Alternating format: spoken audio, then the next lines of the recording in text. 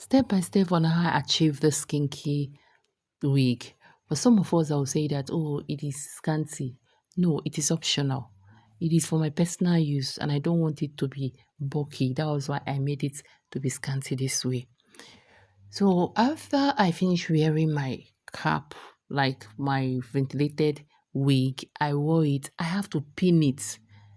Pin it. Why are they pinning it? So that it will not pull up when you're plating it and it will not squeeze. The net will not squeeze when you're trying to plait it. That was what I did. So if you notice all this pin around it is to also straighten it and make sure that it is glued on the dummy. So when I finished doing that, I ventilated all my hairs.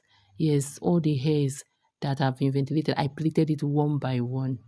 All the hairs that have been ventilated, I have to plait it one by one. Then I put in my crochet, handmade. I did not use my crochet pin in this one because there is already hole in that crochet. So I just put it in and I tie it once. Yes, I tie it once so that it will not have to be pulling off when I'm trying to plait it. Then I removed my kinky. What I use in flogging it is kinky. For some of us ask, what do you use in flogging it? I used kinky in flogging it so that it will be able to look like the crochet I bought. Because if you use another thing, it might be too smooth. And then I have to use my crochet, passing my words, my kinky through the braided this thing that I've already done, or this thing I've done one by one. I pass it. You see the way I passed it.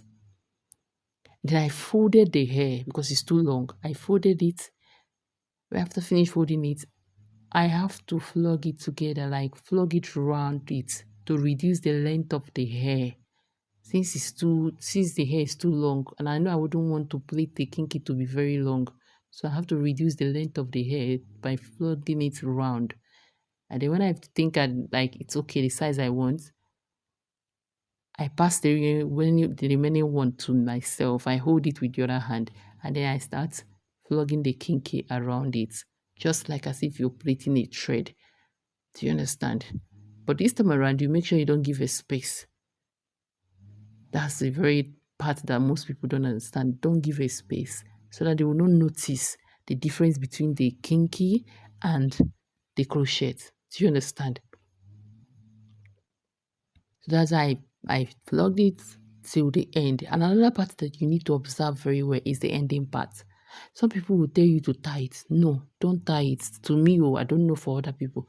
Tying it is like, in English language, you call it tautology, because already this kinky is rough.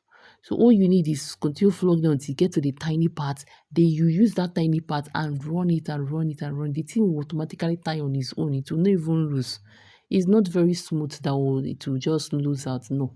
It is something that is very smooth. For some of us that will say, how did you manage to plait it? How you're going to plait it is just those ventilated hairs.